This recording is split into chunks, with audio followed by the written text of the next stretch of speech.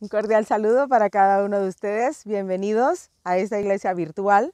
Hoy estamos desde la ermita de Santa Ana en Torres de Montes, Huesca, y queremos que cada uno de ustedes se sientan bienvenidos a este lugar y que puedan compartir con nosotros el propósito que Dios tiene con nosotros en nuestro existir. Así que vamos a compartir en esta hora lo que Dios tiene para cada uno de nosotros y esperemos que sea de bendición para cada uno de nosotros. ¿Cuál es el propósito de Dios para tu vida? ¿Cuál es el propósito de Dios para conmigo? ¿Te has preguntado, te has cuestionado alguna vez cuál es el propósito que tú tienes aquí en esta tierra? ¿Por qué naciste en la familia que naciste?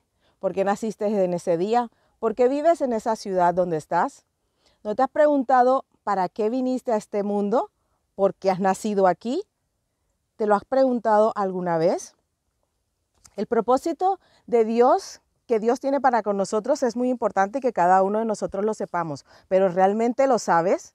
¿Te has puesto a meditar un poco por qué haces lo que haces y dónde estás y dónde está tu vida en este momento y cuál es la relación verdadera con Dios? Propósito. ¿Qué sería propósito? Pues si nos ponemos a buscar en el diccionario, pues propósito significa es un intento o ánimo para realizar algo o realizar una acción y tener un objetivo hacia algo. ¿Cuál es el objetivo de tu vida? ¿Por qué estás en este mundo? ¿Te lo has preguntado nuevamente? ¿Cuál es el propósito de haber nacido donde estás? Del lugar donde estás, como lo habíamos dicho anteriormente. ¿Por qué estás en este mundo? ¿Por qué estás vivo? Mientras que otras personas no. Hay varios personajes en la Biblia, por ejemplo, en el caso de Moisés. Moisés tenía un propósito y el propósito de Moisés era libertar al pueblo de Israel de la esclavitud en Egipto. Pero ¿será que él de la noche a la mañana se enteró de que tenía que libertar un pueblo? Pues no. Pasaron 40 años en los cuales Dios lo preparó para poder libertar a este pueblo. Un pueblo duro de servir, un pueblo duro de corazón, un pueblo que no se dejaba dominar, un pueblo que no escuchaba la voz de Dios. Y este hombre tenía el propósito no solamente de sacarlos de Egipto, sino también de enseñarle el propósito de Dios para con ellos. Moisés era un hombre muy grande, con muchos pensamientos. Al principio tenía miedo y es lo normal que cada uno de nosotros tengamos miedo cuando sentimos temor muchas veces para saber cuál es el propósito que Dios tiene para con nosotros. Pero a pesar de esto, este hombre, a pesar de sus limitaciones, a pesar de sus temores, Dios cumplió el propósito en él, tanto así que se lo llevó. Ahora, si vemos a otro hombre que también tenía un propósito de Dios, Dios tenía un propósito con él para su vida, era Noé. Noé, ¿cuánto tiempo duró Noé para construir el arca? El propósito solamente de Noé, de Dios para con Noé, era que construyera el arca. Pues pasaron 120 años para que esa arca estuviera totalmente completa. Pero resulta de que la oportunidad de vida a cada una de las personas que estaban a su alrededor era el propósito que Dios tenía para con ellos, para con nosotros y en ese momento para Noé y su familia. Y ellos solamente, estas personas, Noé y su familia se salvaron. Los otros, Dios tenía también un propósito con ellos y ninguno tuvo la oportunidad, aunque lo ayudaban y estuvieron ahí ayudándolo a construir, ninguno quiso entrar. Entonces Dios tiene un propósito para contigo, pero tú también tienes que abrirle el corazón a Dios y escuchar su voz. Otro de los casos es Jonás. Jonás también tenía un propósito para su vida y uno de ellos era predicar la palabra de Dios.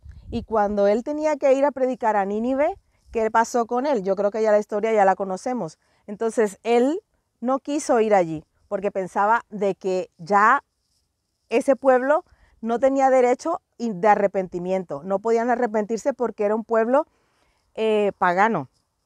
Pero resulta de que Jonás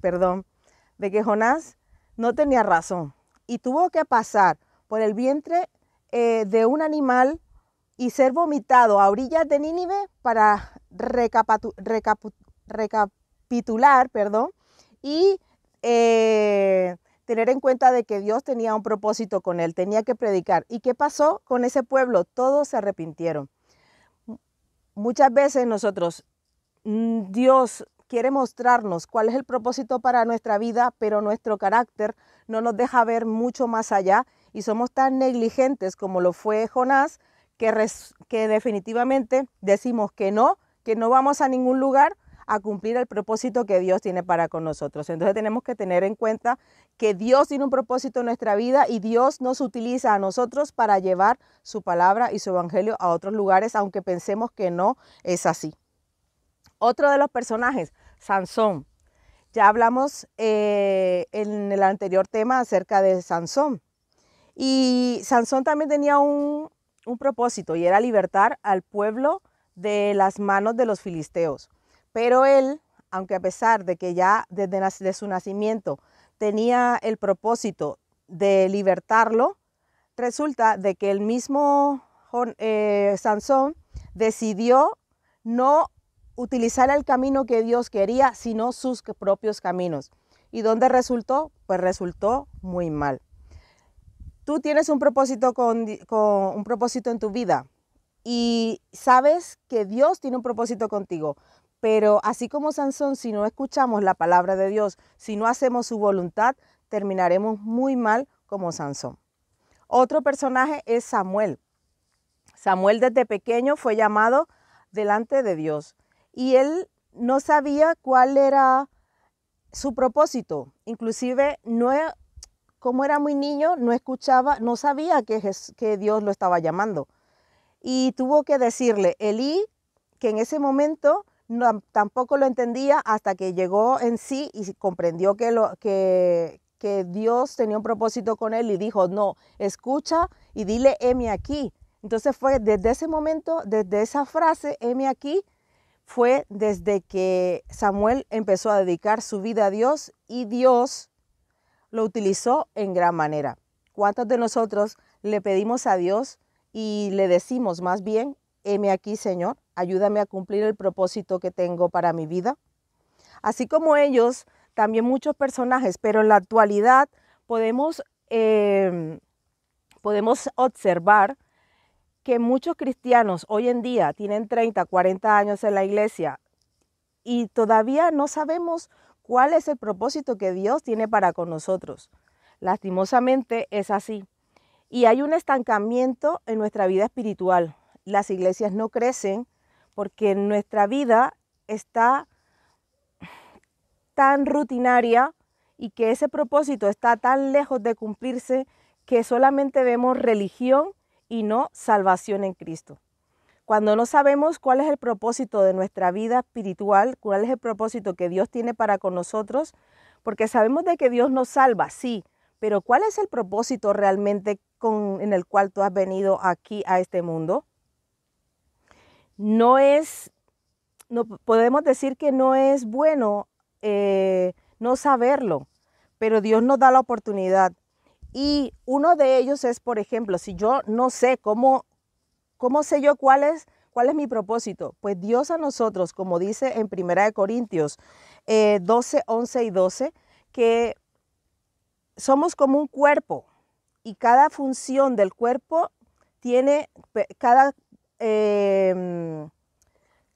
lugar del cuerpo o cada órgano del cuerpo tiene un propósito y tiene una función.